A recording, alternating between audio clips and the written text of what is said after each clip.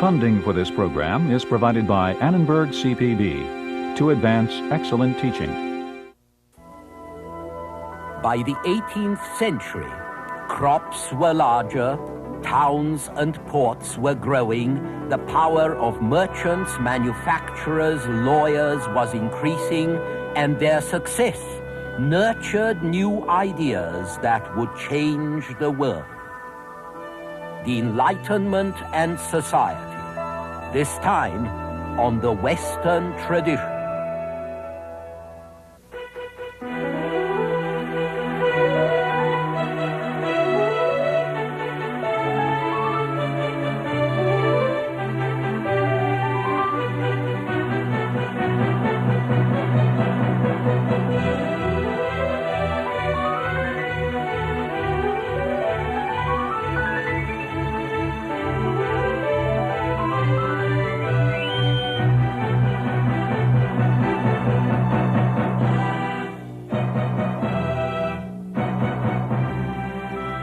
And now UCLA professor Eugen Weber's continuing journey through the history of Western civilization.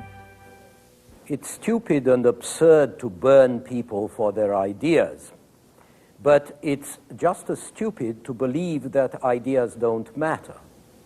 When you think that ideas don't matter, you can be tolerant about them, which really means that you're indifferent.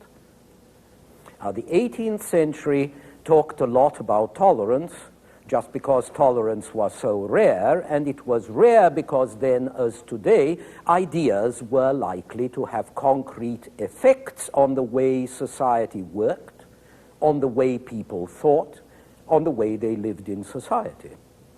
Now, today, I want to talk mostly about these ideas and their effects. And the first thing to say about them is that whilst many philosophers were nobles, 18th century ideas were dominated by the growth of the bourgeoisie in the West, its growing self-confidence and its self-assertion. Behind this advance of the bourgeoisie was an improving economy made possible by bigger and better ships, more canals for heavy transport of goods, more and better roads. You look at 16th century roads and they're largely ruts. By the 18th century, the main highways at least began to look like something we would recognize as a road. Louis XIV had started the improvements because he wanted his troops and tax collectors to get around faster. By the middle of the 18th century, France had a good system of stoned, paved roads radiating out from Paris. Spain and North Italy followed suit. The Germans and Russians tried to copy them. And by the end of the century, a Scotsman named Macadam, who had made his money in America, developed a really decent road surface. Side roads, however, remained primitive. Dust in summer, impassable mud in the winter. Land travel wasn't going to be easy for another 100 years until the railroads came along. But at least there were bridges now where only fords and ferries had been, and the price of transport was falling, and those who could afford it could now take coaches, a 17th century invention. And this inspired a new kind of pastime for the rich, something we call tourism. The 18th century was an age of travel books, accounts of visits to Paris,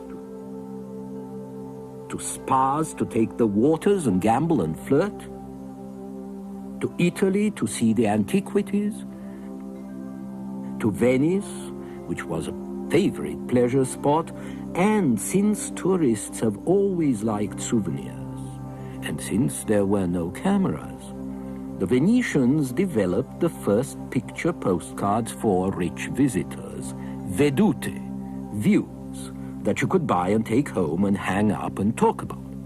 The most famous Venetian painters of the 18th century, Canaletto, Bellotto, the Guardi brothers. All these had large workshops that turned out masses of pictures of San Marco and the Grand Canal and other Venetian scenes. Two of the most popular works of the 18th century were in fact going to masquerade as travel books. The first are the Persian letters of Montesquieu about the impressions of two Persian ambassadors in Paris, and it suggests how curious and absurd the commonplaces of one society appear to members of another society which has different customs and takes different things for granted. The Persian letters came out in 1721. A generation later, in 1759, Voltaire's Candide presents a more bitter satire. Candide is about the travels and adventures of an innocent young man, a candid young man, who has been brought up to believe that all is for the best in the best of possible worlds, and who finds that the real world is very different from what the philosophers say. Both books are very funny about very serious matters. More significantly, both are relativistic, which is the effect that travel has on thoughtful minds. And this understanding that attitudes vary with individuals and environments, as Montesquieu makes the point, this notion was an important feature of 18th century thought. And there were other signs of progress. Farming technology improved. Agriculture became more productive.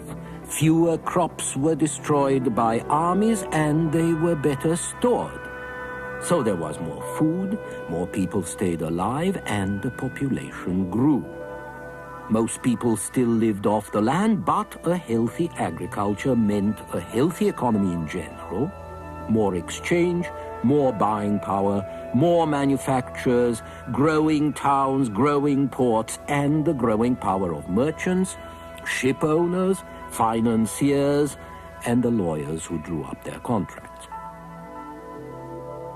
All this happened first in England because England was spared the worst of the wars that pumped resources out of the continental states.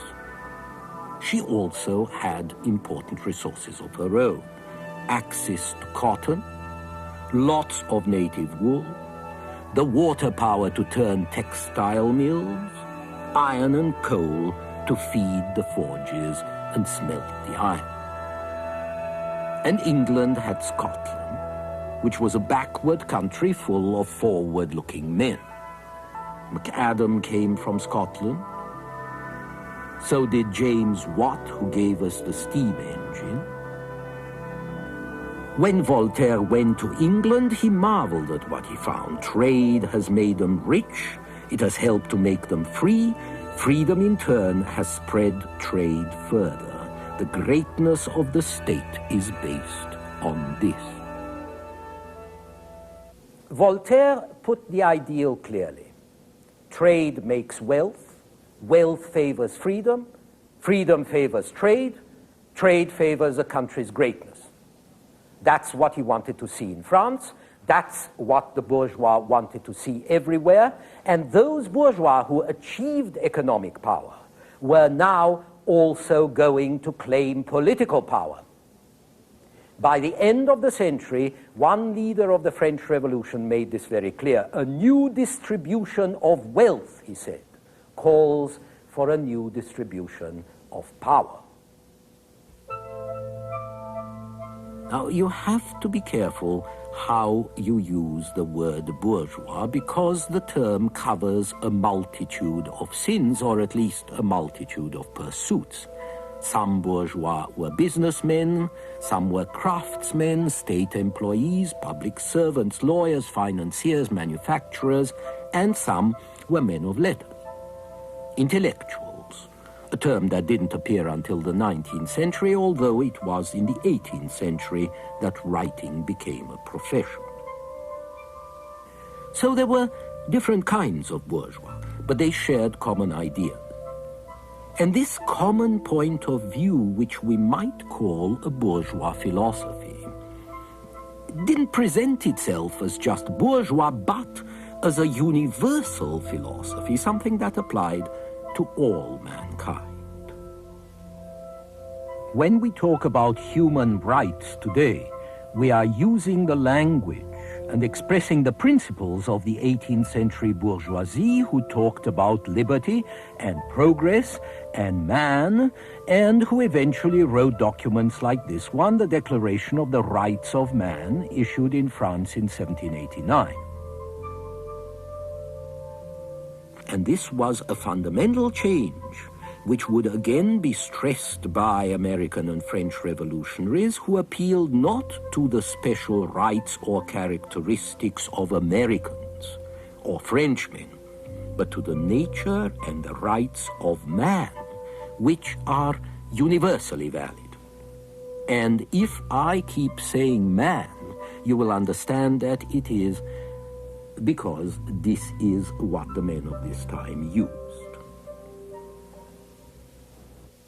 This was very different from what was going to happen later in the 19th century, when the proletariat, the working class, was defined as an independent entity, and workers were invited to adopt a proletarian, a class doctrine that was much narrower. But in the 18th century, the bourgeoisie identified its cause with the cause of all humanity. They were bourgeois, but they considered themselves simply as human, and the interests they pursued were not, as they saw it, class interests, but valid for everybody. So that today, when you talk about human rights, you are expressing the principles of the 18th century bourgeoisie. This universalization of specific principles and interests was going to encourage a hypocritical pretense that what was good for the bourgeois was good for everybody. But it was also going to inspire and to justify the demand that what is done to improve the lot of the bourgeois should be done to improve the lot of everybody. And this is another principle that still affects our politics today. Another novel and important aspect of the time was that these enlightened ideas were going to be more swiftly and more widely publicized than ideas had ever been publicized before or ever could have been. This, for instance, is a French caricature of the three social orders with the commoners on top. Not that propaganda, the systematic effort to persuade, was an 18th century invention. It had always existed. But mass advocacy, at least of a secular kind, only came with the better communications and exchanges of the 18th century, with broadsheets, gazettes, newspapers, and clubs, with more books and pamphlets than ever before, with drawing rooms, cafes, debating societies, and secret societies. The most important of these secret societies were probably the Masonic lodges. They had started in 17th century England, but they were spread all over 18th century Europe by the French, who counted over 30,000 brothers. Most of the great philosophers were Masons, like Voltaire and Diderot, but also aristocrats like the king's cousin, the Duke of Orleans, and a lot of foreigners, Frederick the Great, Mozart, Washington, Franklin. As a matter of fact, if you look at the medallions on the back of our dollar bill, you'll find that one of them is a Masonic symbol. The first principle of Freemasonry was a cult of humanity. This didn't challenge the power of kings, but it did challenge the dogmas of established religion. The Mason believed in God, but not in any particular God, not in the God of any particular church or revelation. And the Mason believed in reason, and in the natural religion only reason could reveal, so he wasn't impressed by religious rituals. He had his own, which we call deism. More immediately important, Masonic societies added to the number of clubs which spread the progressive ideas of Paris through the provinces, which provided a sort of capillary system for the new ideas to seep into the attitudes of the upper and middle classes. And along with ideas, the vocabulary changed radically. This is the time when the word social turns from sociability to society, and it acquires its present meaning as in sociology, as in social sciences. Now, this is when words like capitalist appear, when nation and national acquire their modern sense. And this is when terms like people or populace shed their pejorative sense, as in the common people, the vile populace. And they become, as the Encyclopedia of Diderot and Voltaire puts it, the most numerous and necessary part of the nation. This transformation of the vocabulary is a sign that ideas are changing and changing profoundly. A few words dominate the century: nature, happiness, virtue, reason, progress.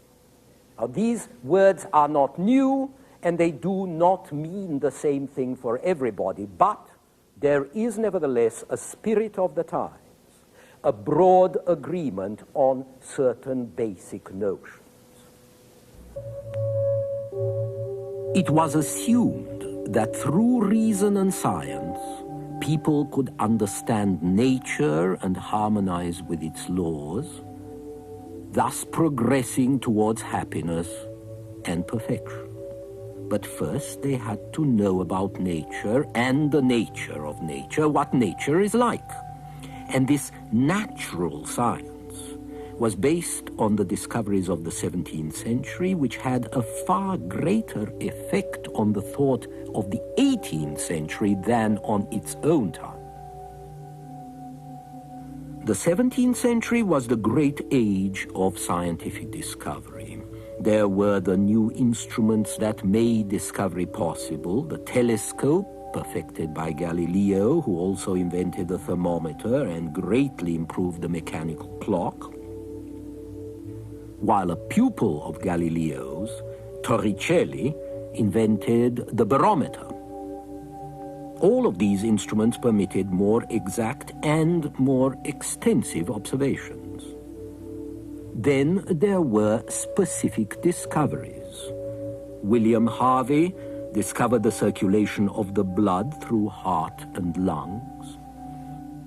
Anton Leeuwenhoek developed lenses powerful enough to see bacteria and spermatozoa.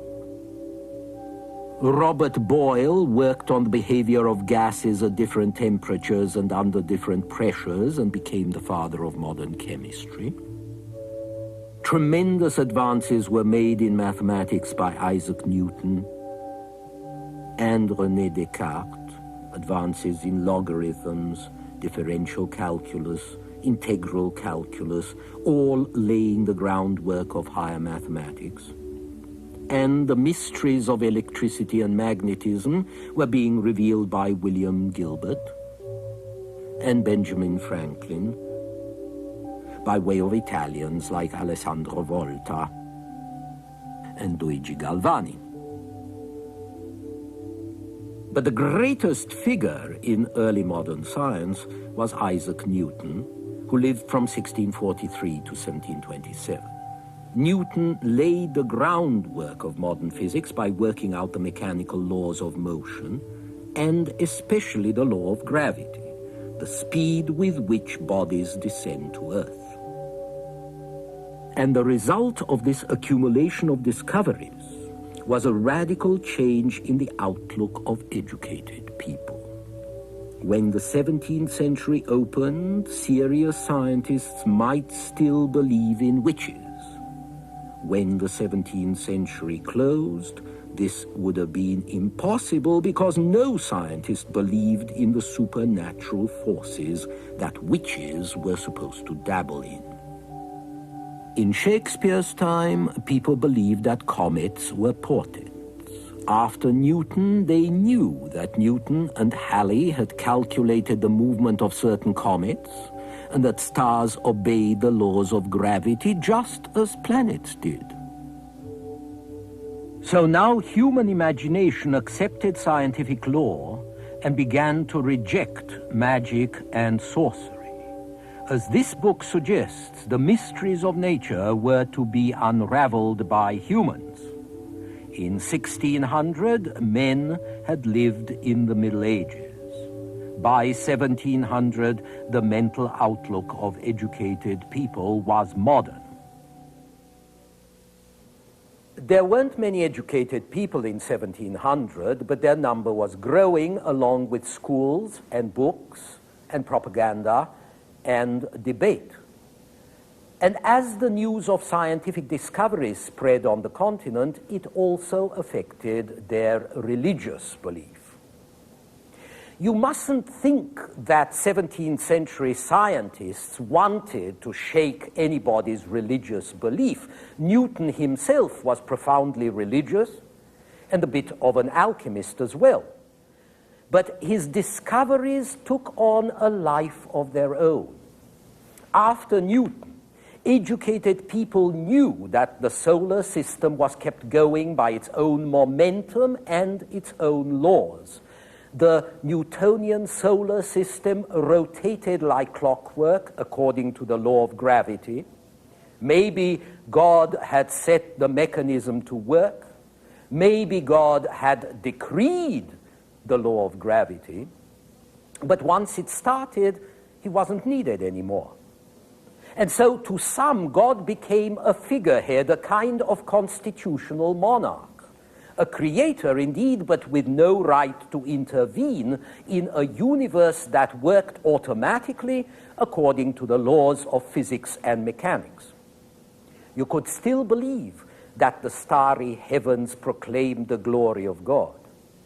But the way the starry heavens worked was revealed by astronomical calculations. By the 18th century, the great discoveries of the 17th were digested and their implications drawn. Important medical advances were being made in fighting scurvy and especially smallpox. In 1783, two Frenchmen, the brothers Montgolfier, demonstrated their discovery that heated gas inside a fabric bag would cause it to rise. The Montgolfiers went to Versailles, and while the king watched, they sent up a large balloon carrying a sheep, a rooster, and a duck. A couple of months later, the first manned flight sailed over Paris, and by 1785, an American and a Frenchman had flown across the English Channel. The possibilities of science were obviously infinite. No wonder that everybody who was anybody dabbled in it. Voltaire studied mathematics and brought Newton to the general public. Another encyclopedist, d'Alembert, produced vulgarizations of science and philosophy for fashionable ladies. Diderot did chemical and anatomical experiments. And biology fascinated everybody. This is a sketch of Galvani's experiments with frog legs and electricity.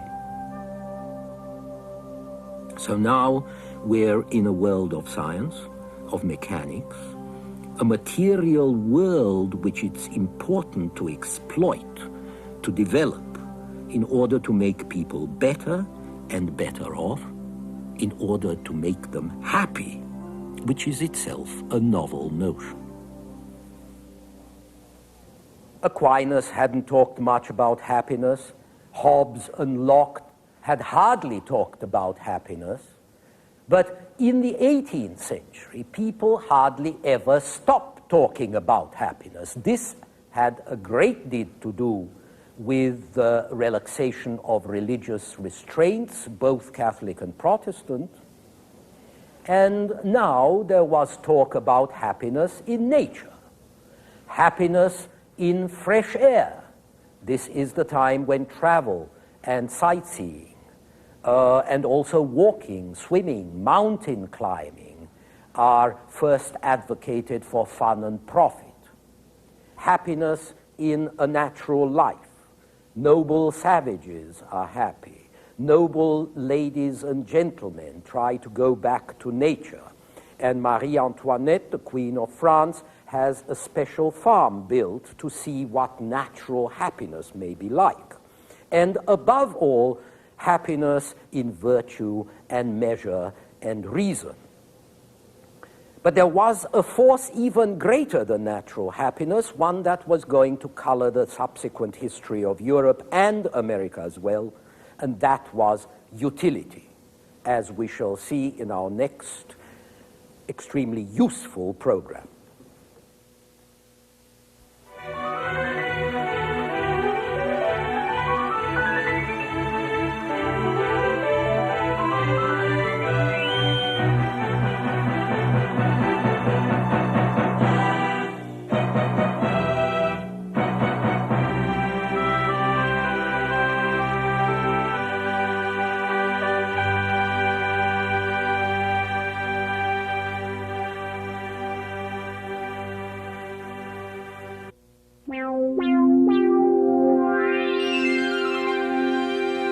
Funding for this program is provided by Annenberg CPB to advance excellent teaching.